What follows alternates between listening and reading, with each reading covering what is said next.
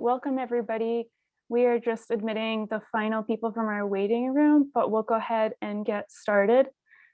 Thank you all so much for being here today and welcome.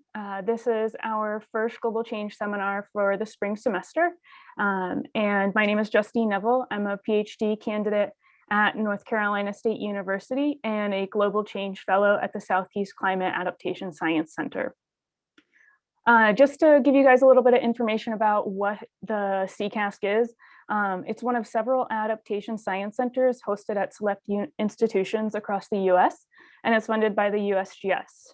CASC centers across the US work with natural and cultural resource managers to gather the scientific information and build the tools needed to help fish, wildlife, and ecosystems adapt to impacts of climate change and changing land uses. And if you'd like to know more about the CASC centers and about the Global Change Fellows program, there's a few links that are being dropped in our chat window. And co-hosting today with me are other Global Change Fellows, Hemant Kumar, Kate Gorman, and Kathryn Jewell, who are all graduate students here at NC State.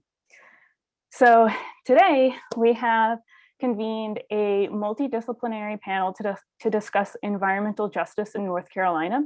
The panel is going to briefly address on the evolution of environmental justice in North Carolina, where it stands now, and how it might change in the future in response to climate change and changing administrations. Before we begin though, we ask that you remain muted, and if you have any questions, feel free to drop them in the chat window, and we'll address those at the end at our Q&A session. So getting into introducing our panel, we're really excited about the panelists who are joining us today. First, we have Autumn Locklear, who serves as a climate health epidemiologist within the Occupational Environmental Epidemiology branch of the North Carolina Division of Public Health. She analyzes heat-related illnesses from syndromic surveillance data to produce the summer heat reports for the NCDPH. She also collaborates with community partners to develop heat health interventions in North Carolina. Next, we have Dr. Louie Rivers, who is a professor here at NC State, and his research focuses on the examination of risk and judgment and decision processes in minority and underserved communities, particularly in regards to the natural environment. We also have Deja Perkins, who is an emerging expert on urban ecology and environmental justice. Her research focuses on the intersections of citizen science and socio-ecological systems, with emphasis on exploring how birds are influenced by anthropogenic drivers. An alumna of both Tuskegee University and North Carolina State University, she has expertise in citizen science, climate change, ornithology, and socio-ecological structures in urban environments. Deja was part of the 2018-2019 cohort of the CCASC Global Change Fellows, and she currently serves as a community engagement specialist and project coordinator for Crowd the Tap. Finally, we have Dr. Madhusudan Katti. He is an associate professor in the Chancellor's Faculty Excellence Program for Leadership in Public Science in the Department of Forestry and Environmental Resources at North Carolina State University, excuse me. His work centers around evolutionary ecology with a focus in urban areas through his work and through his work and own experience. Dr. Katti has been actively engaged in challenging academic culture to become truly inclusive and equitable. So now that I've introduced all of our wonderful panelists, we're going to give them each 2 minutes to please tell us a little bit more about your work and how it pertains to environmental justice. Let's start with Autumn. All right, thank you for calling on me, Justine. I am Autumn Locklear, and I am the climate epidemiologist with the North Carolina Division of Public Health.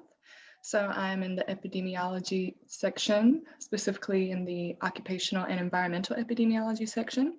And my climate team is funded by the CDC's BRACE grant, and BRACE stands for Building Resilience Against Climate Effects. And so the goals of BRACE, or the purpose of BRACE, is to identify populations and locations that are vulnerable to the health impacts of climate change and develop adaptation plans. And some of the projects that my climate team is working on includes a flood assessment in Sampson County, North Carolina. We're asking community members and stakeholders about how prepared their communities are to handle the isolation from flooding after hurricanes, and also identify the community's needs to prepare for and mitigate the effects of isolation following hurricane flooding. And we're also working on heat-related illness prevention. We're working with farm worker populations. We distribute hats, water bottles, cooling towels, cold packs, and educational materials. And we're working with the heat health prevention specialist in North Carolina counties to accomplish that. And we also want to mitigate the effects of energy poverty by providing education on heat illness prevention and cooling resources. So aside from our community partners, we also work with other North Carolina state agencies like the Department of Transportation and the Department of Environmental Quality on the North Carolina Climate Change Interagency Council. And so that was established by Governor Cooper to address climate change and transition to a clean energy economy. So we successfully delivered the 2020 North Carolina Climate Risk Assessment and Resilience Plan. And some of the goals on that include addressing the disparate impacts of climate change, pollution, and toxic exposures on low-income communities and communities of color, and also funding and implementing low-income energy projects to provide equitable access to affordable, clean energy. And the Department of Environmental Quality specifically received $4 million from the Coronavirus Aid Relief and Economic Security Act to fund and implement low-income energy efficiency projects. So that's some of the work that we do here with the state. Awesome, great. Thank you so much, Autumn. Dr. Katti, would you like to go next? Sure. Thanks for an invitation to speak on this panel and for introducing me. My research focus primarily is on urban systems and urban ecology in a social environmental context. But I also have a project that is more directly related to climate adaptation, climate change, which is looking at the impact of Hurricane Florence, which came through and hit North Carolina pretty severely 2.5 years ago now. So we're just writing the final report on that grant, but that project was looking at impact of the hurricane on communities as well as on trees in locations throughout Eastern North Carolina. So let me step back and say that my perspective on climate adaptation and climate change impacts comes from this framework of looking at systems, not just as ecosystems or as social systems, but looking at the dynamic interactions between the two.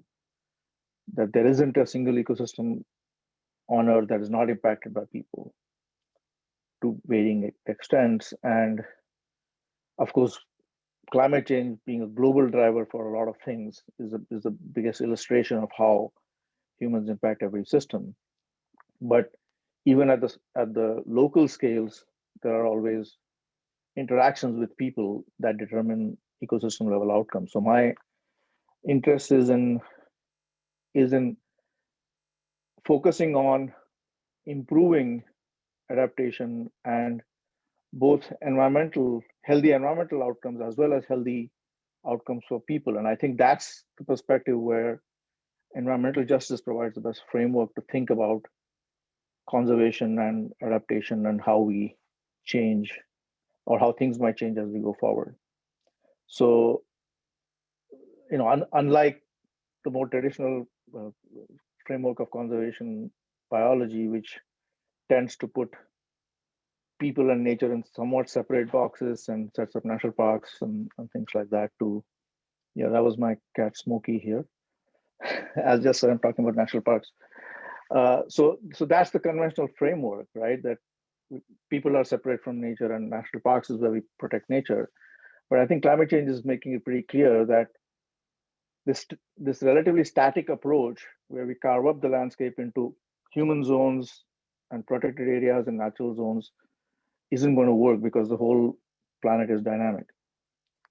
And ecosystems in the past, over deep historical scales, have depended on the ability to move fluidly across the landscape to be able to, respond to and adapt to previous episodes of massive global scale climate change. The big difference here is that this time we are the cause of the climate change we're experiencing now. And the way we might be making it worse is by restricting the free flow of species across the planet, and as well as making it difficult for people to adapt and be able to move across the landscape. So from an environmental justice perspective, I think big challenges are in terms of climate-based migration and how that plays out in a profoundly unequal world, as well as how, on the environmental side, how having these restrictions influence the ability of other species to migrate as well. And I think we need to think about developing systems that are much more dynamic and adaptable to both of these challenges for better ability to adapt to climate change. I'll stop with that. Wonderful, thank you so much. Dr. Rivers, would you like to go next? Just tell us how your work connects to environmental justice, please. Yeah, thanks, Justine, and thanks to you and the fellows for inviting me to the panel. So broadly, my work really focuses on how can we include kind of underserved minority populations and making decisions around their own natural environment. So like really giving people a voice in the decisions around those. And so we have projects. I say we because it's a whole bunch of people I work with. So I'm just like, usually I'm the person with the least amount of what's the word, agency, or the person who's able to do action in the room because I'm an academic.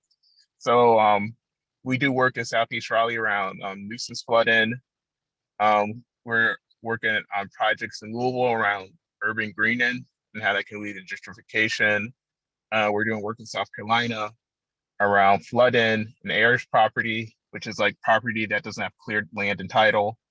And in all those projects, I'm kind of thinking about how can we make sure that the people who are frontline communities can actually have their voices heard and making decisions. Awesome, that was great. Thank you so much, Dr. Rivers. Deja, would you like to go and tell us about your work and its connection to EJ? Sure, thank you. Hi, everybody. My name is Deja Perkins, and I really got involved in environmental justice here at NC State.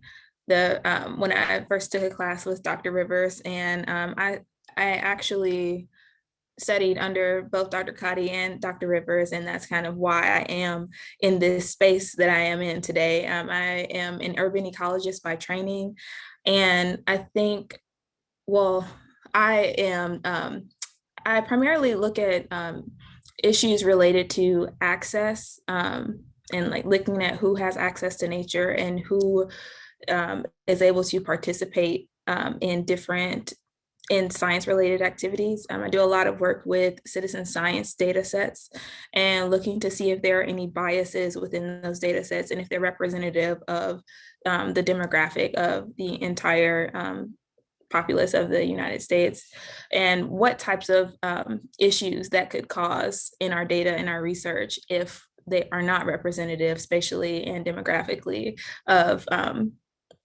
the US.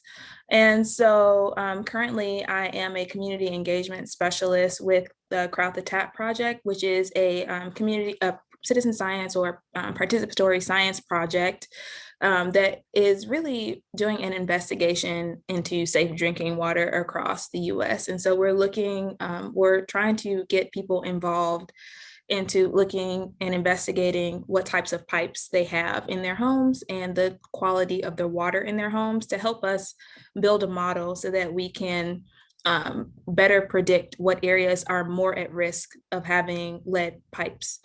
And we are currently looking to see what, I guess, what types of issues we find in this crowd the tap data set, as well as other data sets, and what types of, not issues, but what types of patterns we're seeing when it comes to one, participation, and as well as where we're gathering data from.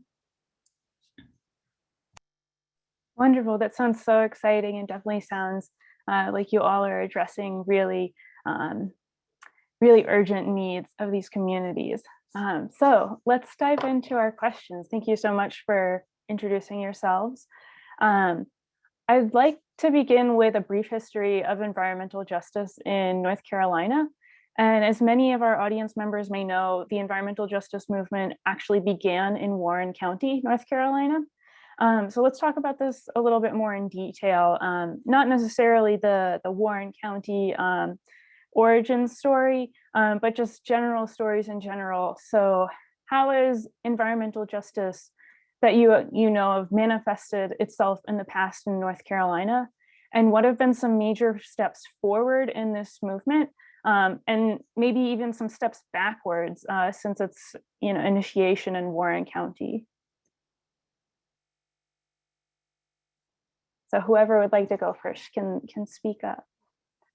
So I'll jump in first. And I think one of the big things, I'm not sure how this fits into your question, but I think one of the big things about EJ forming in North Carolina is that it's led to a multi-ethnic, multi-racial movement. So, those first, at the Warren Justice movement, you had Lumbies there, you had Black people, you had white people. So I think, inherent to the environmental justice movement is this idea that it's just not about Black people, it's not just about one race, it's people from across, socioeconomic and racial groups really working together and saying that this is not right what's happening. So I think that's something important, because you still see that today in North Carolina. So like there's still a strong environmental justice movement going on today in North Carolina.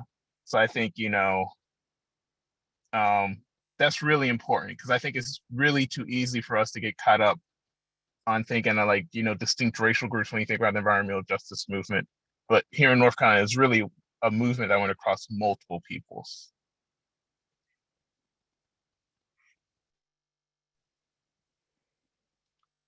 Yeah, and I might add to that this applies sort of globally as well. I know North Carolina is justly recognized for being sort of a birthplace for the environmental justice movement in the US, especially being led by African American communities, which have been, facing sort of at the intersection of all kinds of environmental issues at the receiving end of the worst things.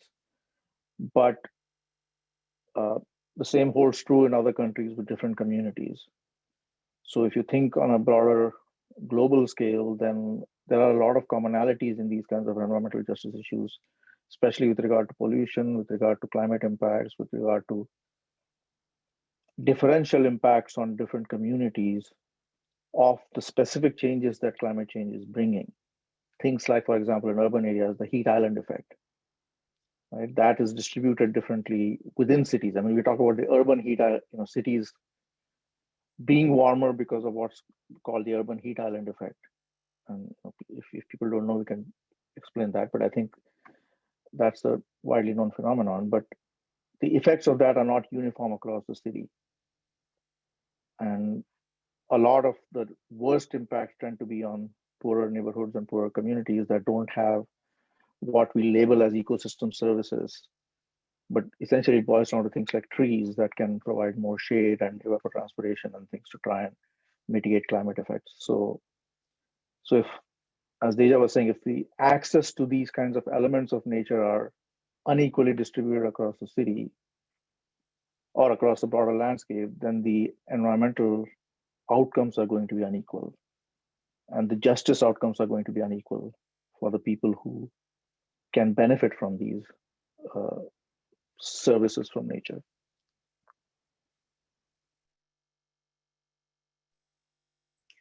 Awesome, thank you, both of you. So aside from just identifying that environmental justice is an issue in specific areas, what has been done in the past to address the environmental justice issues and to perhaps even bring about justice to the injustice that's occurring in these areas?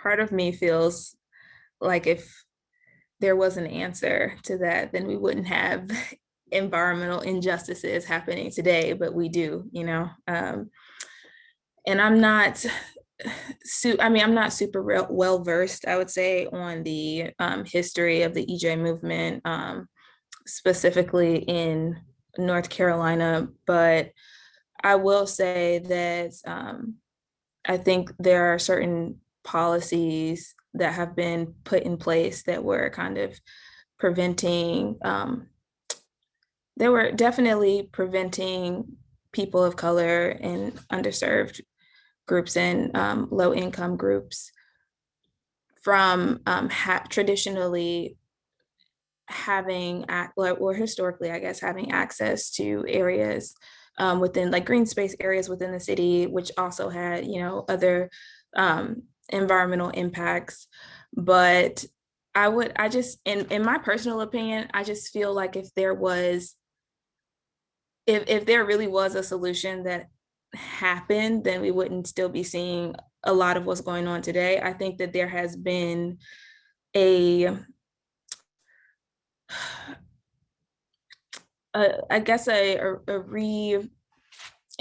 new enthusiasm, I guess, over this past year. I would say, I think that the environmental justice movement is very closely tied with a lot of these other social movements that we're seeing currently and that we have been seeing over the past year gain a lot of public attention.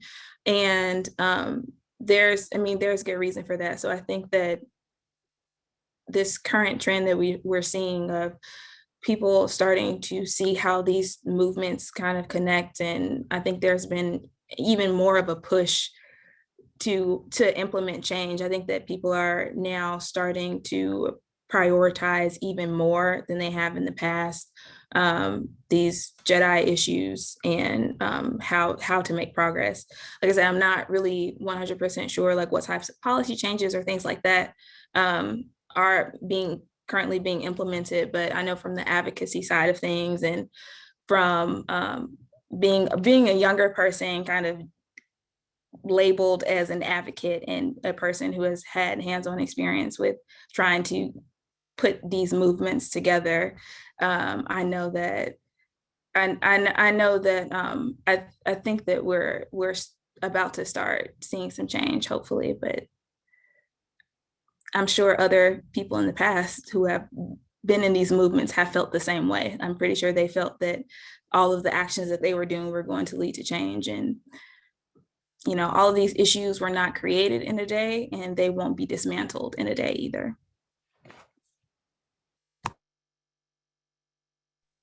Yeah, that's a really excellent point, Deja, and thank you for bringing that to light, that if we did have a clear-cut solution to these injustices, then I'm sure there wouldn't be quite so many that were still in existence, for sure.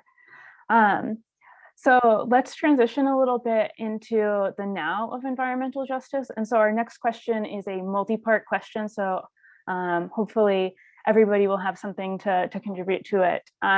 So the first few parts are, what do you see as being current trends in environmental justice work in North Carolina? And then within that work or these issues that are in North Carolina, is there a divide in the movement between the urban in the urban and rural scale?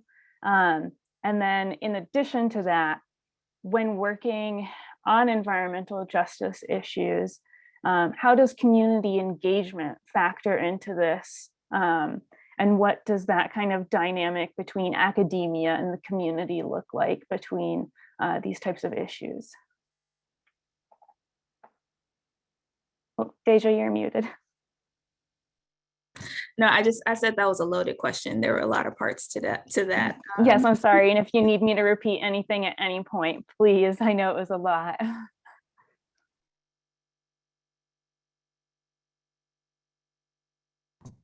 If you don't mind, I would appreciate. Yeah, absolutely. I'm sorry. So what are current environmental justice issues that are within North Carolina? And then within these issues that we see, is there an urban-rural divide among them? Like, is it more common to see environmental justice issues within urban areas or within rural areas? And then what does community engagement look like in environmental justice work, especially if you're not from the community itself? Let me take a stab at that. Even though I'm, also sort of relatively new in North Carolina, still learning about the complexities of this state and its historical and current issues. I think you have different kinds of impacts happening here in the urban versus the rural landscape. So if you think about the coastal issues related to sea level rise, related to saltwater intrusion, as well as impacts of hurricanes and things, a lot of them tend to impact rural communities. Although Raleigh has been hit as well, but towards the coast, you have a mix of sort of this urban development that's partly driven by tourism and partly from local economics. So there are urban and rural impacts from those kinds of changes. And then within the urban areas, you have segregation, things like legacies of past segregation, like redlining. So somebody mentioned Durham in one of the comments, and so impacts of that showing up in contemporary issues of inequalities in access to nature's services, as well as current trends that are also driving further resegregation, if you will. So things like pushes for gentrification, downtown revitalization, and these kinds of things are redistributing people again on new axes of inequalities, which then exacerbate things. So I think there are overlaps and intersections in these, but some of the issues are particular to whether you're in urban and rural. And one of the things that seems to sort of get left out, especially if you talk about looking at racial intersections with environmental injustice, I think is we often don't talk enough about the indigenous communities who still live here, many of whom are not recognized federally as tribes, but the populations are pretty big, and a fair number of them live in now urbanized areas. So the way that each of these different communities perceive impacts may differ. And it's hard to separate sort of the history of how a community has been impacted in the past with what's happening currently.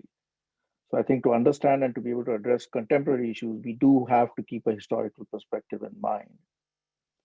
Because trying to address issues of Southeast Raleigh that Louie works on, and I don't want to step on Louie's territory here by talking more about what I don't know as much about, but I just want to think that addressing those issues requires us to understand why the population came to be the way it is now. What forces led to the unequal distribution of pollution and other effects in one part of the city compared to somewhere else, or why the distribution of larger scale agricultural pollutions, for example, are unequally distributed in rural areas. So the key in terms of, to me, is to find these commonalities where different environmental justice groups can form alliances. And also the new alliances that are emerging between some of us academics, scientists who are engaging with these movements, which is forcing us to push our science, our research in a way that actually engages with these questions. And as the Climate Adaptation Science Center, who's hosting us today, the goal, our goal as scientists and as a public scientist should be to address these urgent issues that matter to people's lives in the present. So I'll just leave at that as saying that I see a lot of overlap rather than division as much. Although on the ground, there might sometimes appear to be conflicts, I think, and that happens. But I think there are lots of opportunities, and especially with the increasing awareness over the past year, alliances forming, and the most important thing is for scientists like us to be pushed to actually address questions that matter to people's lives rather than more abstract questions. And I'll be happy to chime in on this question as well.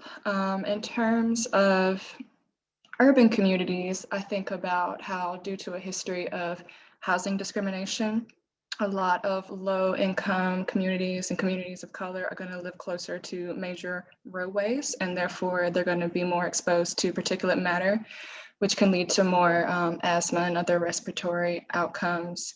So it's kind of up to the state to adopt clean fuel initiatives to offset that, and also provide clean fuel and clean energy options to those low-income communities. And also with the more rural communities, I think about how Native people historically have lived close to water sources, so they're going to be more vulnerable to flooding.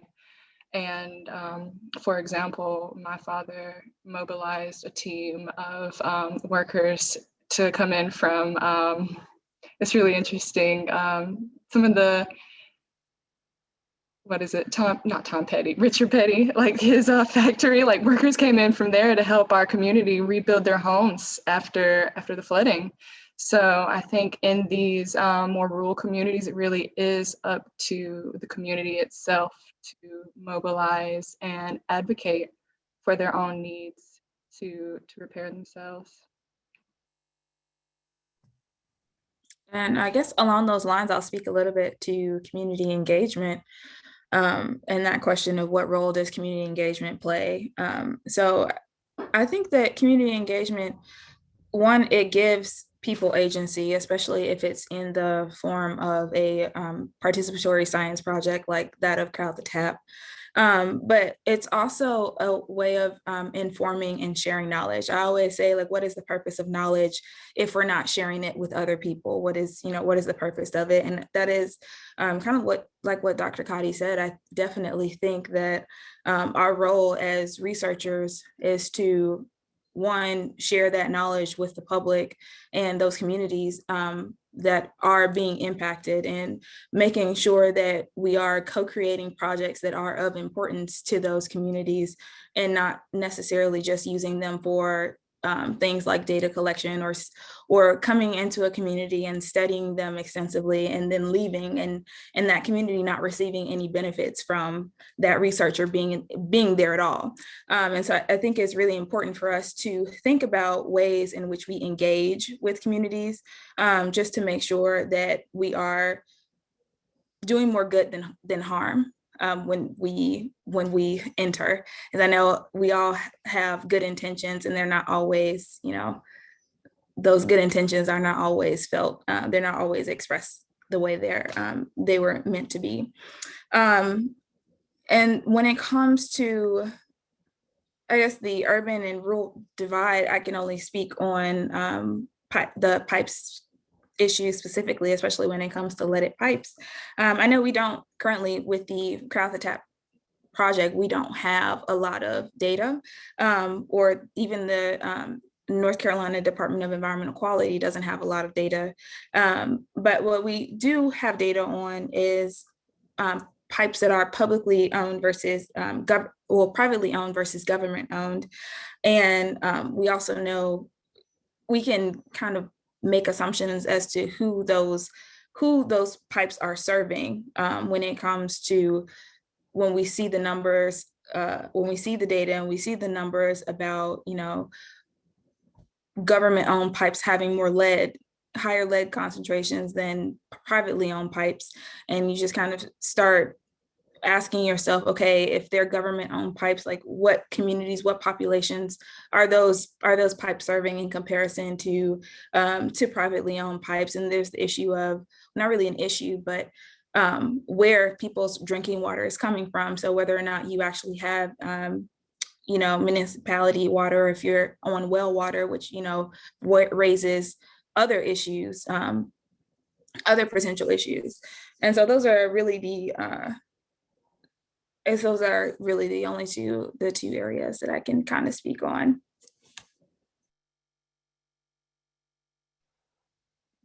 There is one other thought that, if I may add, although I don't know if Louie, you had something to say, or no. So I was just thinking about no, what I was gonna let other people cover it. Go ahead. Okay, I was just thinking about what Deja and Autumn just said about the importance of community coming together to help people recover, and the importance of community engagement on the part of scientists and so on. But I'm also thinking that we don't want to get trapped in a way in this mindset that it is always up to this kind of people networked approaches that have to address these issues, because a lot of the issues stem from the way political power is distributed that controls how resources are distributed. And we are seeing that in this year of the pandemic, with all these impacts happening, I mean, GoFundMe has become a bigger source of relief for people than the government, which is, bizarre for one of the wealthiest countries in the world, where at the same time, billionaires are earning more money. There are billionaires that are set to become trillionaires because of the economic changes that happened in the pandemic. So that's at the larger scale of serious injustices that obviously set the stage for the local injustices that we see. So I think, and of course, North Carolina has been at the frontier of this experiment in small state, small government kind of way of running things. But I think we really need to challenge that approach as well, in terms of, I mean, whether it is how soon and how quickly disaster relief is distributed to different communities in the wake of hurricane impacts, let's say, or flooding, or longer term issues about how urban development and planning is regulated and who gets to say in what kind of development happens where. These all are ultimately questions of how political power is aligned and how that controls resources. And simply pretending that making the government small and letting communities handle things on their own ends up exacerbating some of these inequalities and differences. And yes, it is great. It is really important for us to network, but I think part of the networking has to go beyond helping each other and holding each other up, but also challenging the structures that are preventing or are holding back large scale resources that something like only the federal government can deploy, because there are large scale resources and some of the challenges are large scale. So, Autumn mentioned that the state has to set standards in terms of emissions, right? The federal government sets standards for those things as well. And it's important to keep those roles in mind and to hold people in those positions accountable to addressing, to applying their power in ways that help people.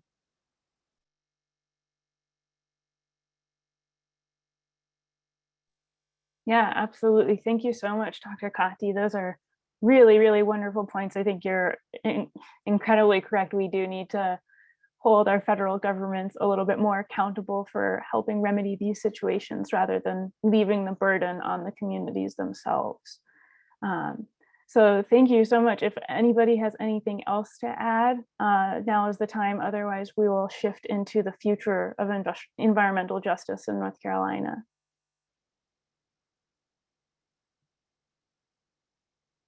Awesome. All right. So this question is specifically focusing on how climate is expected to change within North Carolina. And from a lot of what we've said already, we know that the impacts of climate change are already disproportionately impacting marginalized communities due to systemic racism and inequitable resource allocation. And one might think that if federal action isn't taken, or even maybe local or state level action isn't taken, that these environmental justices will just worsen as climate change, the impacts of those become more relevant and prevalent. So as a particular example, North Carolina is predicted to experience more frequent and severe precipitation events. And we're also seeing greater increases in the daily minimum temperatures, which has severe impacts on folks in rural and urban environments that don't have centralized air. And so my question is, what kind of environmental justice implications do these predictions for climate change have on environmental justice communities? And then is there a way that climate change can have cascading impacts into wildlife and trickle down into environmental justice issues as well?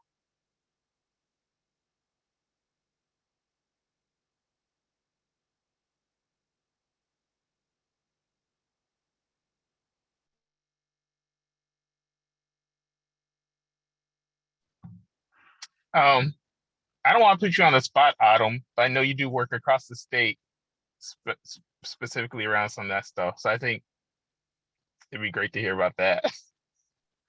Yeah, that was a very big question. There are a lot of parts to it. I know specifically the part about wildlife that makes me think about ecological drought. Other than that, I think it would be helpful to hear that question again, if that's okay, Justine. Yeah, I'm so sorry. These have been really, really packed questions. It's just a lot to try and address in a short time.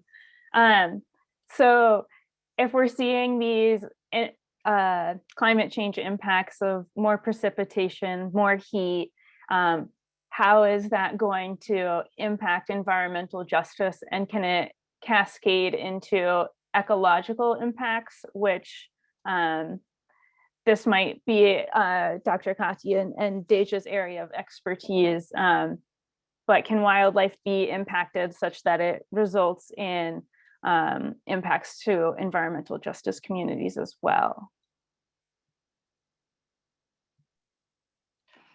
Short answer, yes. Oh, sorry. Go ahead, Autumn.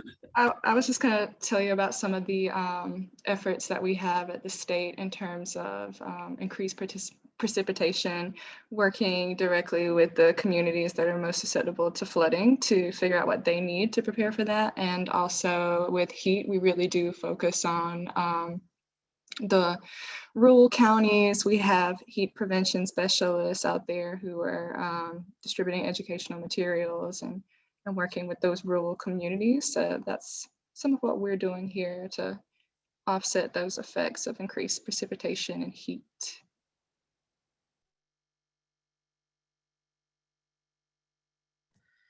So, like I said, for me, in my opinion, the short answer is yes. They will have impacts on wildlife, just as climate change has impacts on human communities. And I say this because people and wildlife share a lot of the same spaces, and especially in urban environments. And that's something that I constantly try and emphasize to people when I am just engaging with different communities, is getting people to pay attention to the other things that share spaces with them, and really challenging people to kind of rethink the mindset of what an urban ecosystem is, because I think that a lot of things that are good for human health and well-being are also beneficial for wildlife health and well-being, which is one of the reasons why I study birds as my focal species. Things that are good for birds are good for people. Having green spaces with lots of with just different habitat types, like having backyard residences with lots of variety of flowers and things like that, like just increasing the amount of greenery that we have in this urban matrix is going to reduce the urban heat island effect, right? And those things are also beneficial to birds and other wildlife, and allowing them to thrive within cities as well. And so I think that by kind of coupling these systems and looking at how climate impacts both, or impacts and how these impacts how the climate issues can impact both people and wildlife, we're definitely on a better way to looking at the futures. I think in a lot of, from the ecology side of things and the conservation side of things, I think we tend to kind of split it in two. We focus on either wildlife and environmental, or we focus on people. And I think that we need to start looking at both, and what are the things that we can do to lessen these climate impacts on both. As we think about sea level rise has impacts on, the communities, and forcing migration and forcing people to leave, or if people don't want to leave, then they just, all of their belongings and the history that they have tied to that place is gone. But then we think about birds on the coast who nest in marshes, and sea level rise just inundating their nest and then opening them up to more predation, or thinking about, people who live on beaches and birds nesting on beaches and having to find other places to go. So I think once we start to look at these issues side by side, and not just as singular separate issues, we'll start to be able to think about better solutions for the future. Just a quick follow-up to that. You're talking about birds nesting along the coast in the marshes.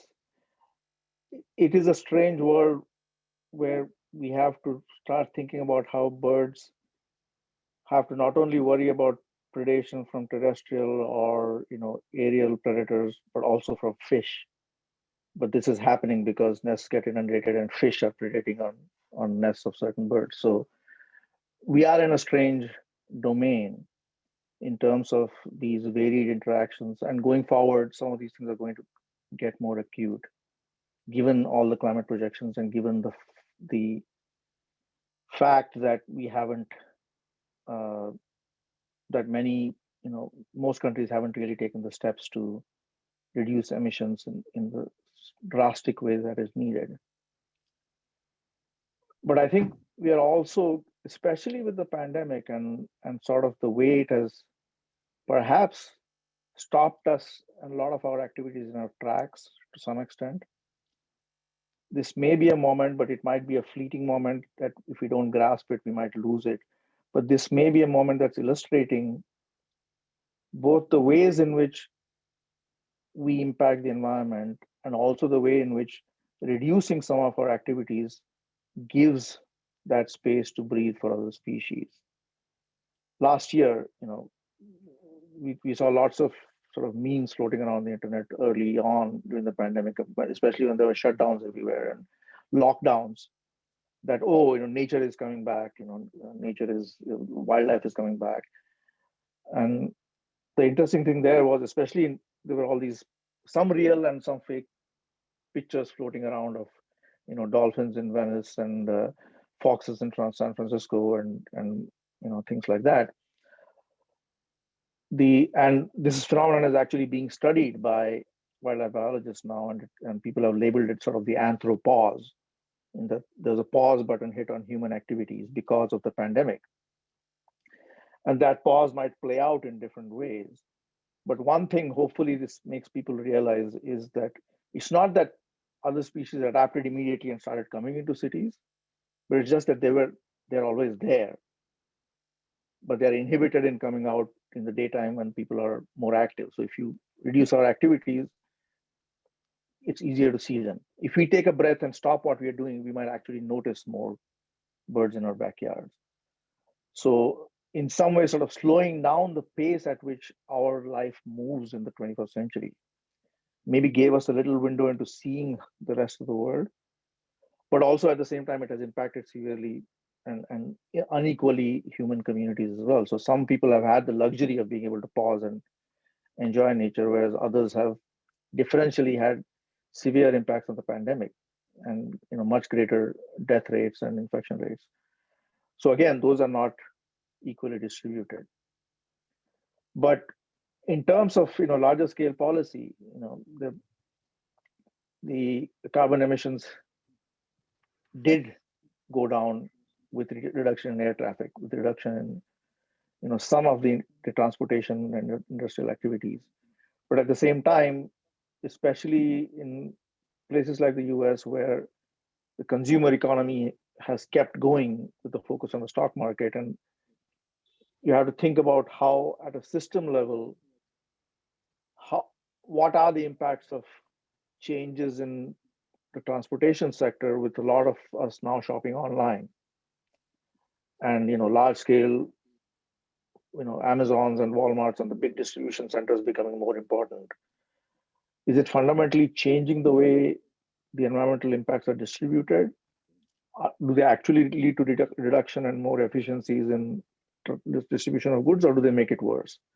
How are they impacting labor? One of the things that was particularly severe or interesting to me in terms of both environmental and human justice was how early on in the pandemic last year, when there was discussion of who are essential workers and who needs to be working constantly and who doesn't, which was intersecting with also the whole debate about immigration and so on. Among, obviously we saw frontline medical workers as being essential, but what were the other groups that were declared as being essential workers?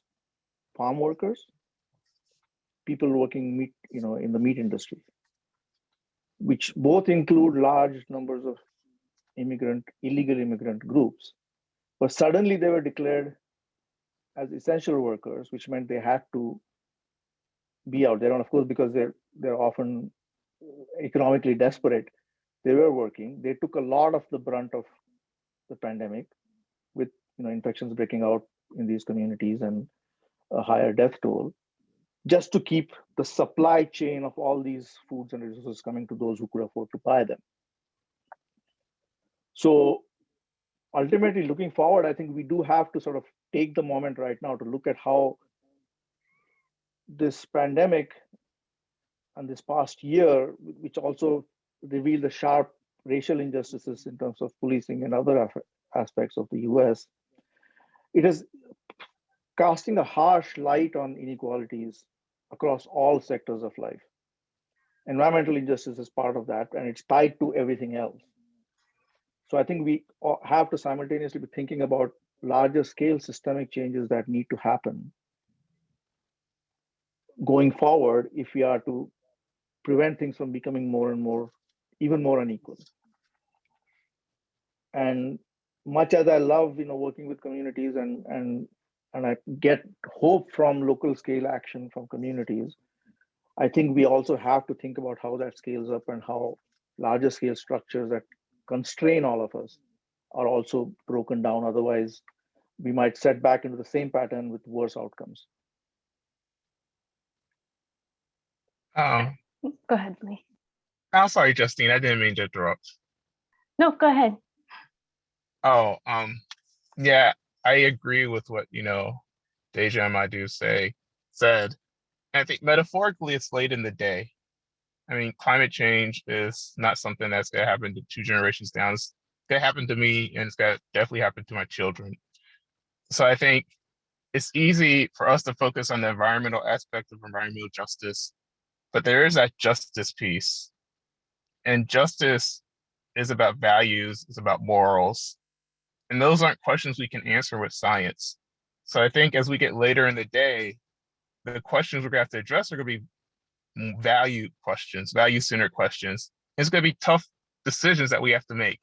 So I think we've been able to cover up these tough decisions through technical deliberations. We're at the point of the day where we have to make hard moral decisions. And we just have to be blunt about who do we care about and who we do not care about. I mean, that's what it is right about now. Yeah, wow, that really hits home and hits at a hard truth, Dr. Rivers. Thank you so much to all the panelists that came and spoke. We have just a little bit of time for audience questions, which, just looking at the chat, I have a feeling there's a horde of them in there. So unfortunately, we probably won't reach all of them. But Kathryn and Hemant were addressing chat questions. So if y'all want to take it away and let us know what we've got, please do. Hi. All right. Thank you for spotlighting me. Wouldn't let me do it myself. I want to say that the chat has been absolutely awesome. And I want to thank everyone for being here. I think we hit over 250 at one point. So this has been fantastic. We're all back end overwhelmed with everyone being here. And we did have a lot of really awesome questions. The first one I would like you guys to answer is for Autumn specifically, from Carrie. Could you speak to the differences in heat stress challenges in urban versus rural communities? Sure. As Dr. Katti mentioned earlier, you do have the heat island effect in the more urban areas. And I think in the rural communities, it's a matter of reaching them. How do you get the message out there to prevent heat illness? And we're actually going to have a webinar on Thursday by EcoAdapt, specifically on community-based solutions to heat in urban settings. Well, sorry, rural heat challenges and interventions. That's the one that's coming up this Thursday. It's like a series. So yeah, I will be presenting there on Thursday at 2 p.m. and we shared the link in here earlier. So I encourage you all to attend if you want to hear more about what we're doing with the state in terms of rural heat health interventions. Awesome. Thank you very much for that. So this one from Bonita Green hits pretty home in where we're all based in the Triangle. Rural areas in Durham are being targeted for dense development. These areas are largely historically Black communities. The city has a goal to reduce carbon footprint, but is approving developments that will eliminate large natural areas of forested land. How do we best address these issues on a legislative level? I know we only have like less than a minute, but I like to avoid this dichotomy between housing and the environment. I think, going forward, we're going to need denser housing. So the question is, how can we have denser housing that's equitable and affordable, especially in the Triangle?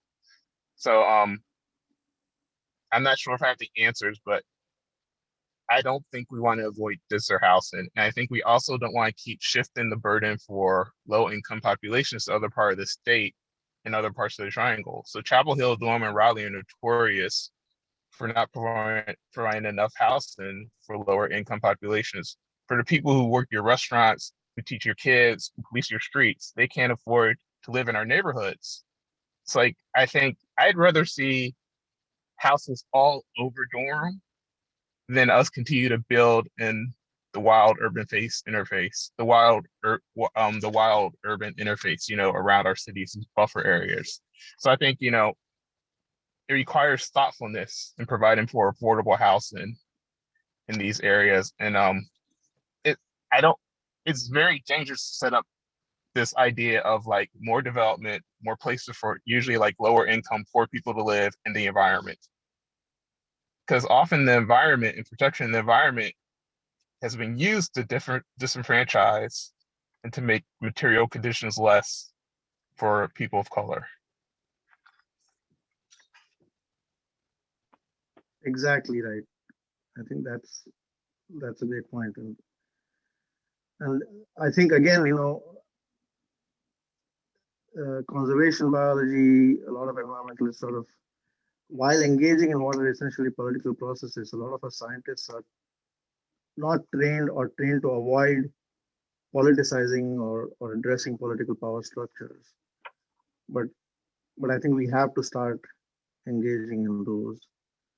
And because ultimately it's those divisions that result in the kinds of outcomes we have. So if you want to address these urban-rural divides, you also have to think about voting rights and the way elections are conducted and the way gerrymandering has carved up the state, the way the political power is unequally divided and controlled, and that ultimately has an effect on policies. So all these struggles for justice are interconnected, and we have to think about those interconnections.